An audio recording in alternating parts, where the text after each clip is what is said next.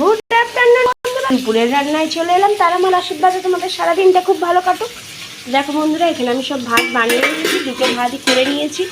এখানে মুসুর ডাল সেদ্ধ করা আছে, এখনও ফোড়ন দিইনি, পেঁয়াজ ধনেপাতা দিয়ে করব। এখানে ডালের সাথে খাওয়ার জন্য কুমড়ো ভাজা করছি বন্ধুরা।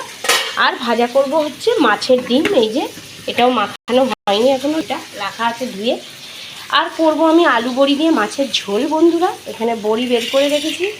তো যাই কিছু রান্না করি না কেন সবটাই তোমাদের জানাবো, যেহেতু রোজই আমি জানাই ব্রেকফাস্টে কী করছি, লাঞ্চে কী করছি।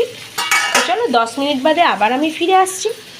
ডাল আমার হয়ে গেছে বন্ধুরা, 5 ফোড়ন আর শুকনো লঙ্কা দিয়ে ফোড়ন দিয়ে করেছি, আর একটা কাঁচা লঙ্কা দিয়েছি। পেঁয়াজ কাল দিয়েছিলাম বলে পেঁয়াজ রসুন আজকে আর দিইনি বন্ধুরা, প্লেনই করলাম। মাছ ভাজা হয়ে গেছে, এবার বড়ি দিয়ে মাছের ঝোলটা করব বন্ধুরা। ওখানে আমার কুমড়ো ভাজাও হয়ে গেছে।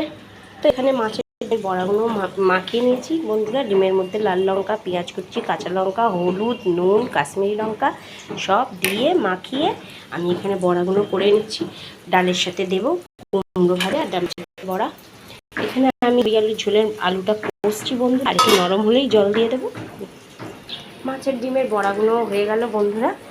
আর এখানে আমার দেখুন ঝোলটাও হয়ে গেল, আলু বড়ির খুব সুন্দর হয়েছে। মাছের ঝোলও হয়ে গেছে বন্ধুরা, বড়ি দিয়ে দুজনকে খেতে দিয়েও দিয়েছি। তো আজকেই ছিল এই আমার রান্না বন্ধুরা। আর এখানে একটু কালকের অল্প পেঁপের তরকারি ছিল, ওটাও গরম করে নিলাম। মাছের ডিমের বড়া, কুমড়ো ভাজা, ডাল, আলু বড়ি দিয়ে মাছের ঝোল। আর রাত্রির জন্য হবে এই ছোটো আলুর দম। গোপালের আশীর্বাদে সবাই সুস্থ থাকবেন, ভালো থাকবেন। ভালো লাগলে লাইক শেয়ার করবেন বন্ধুরা। জয় গোপালের।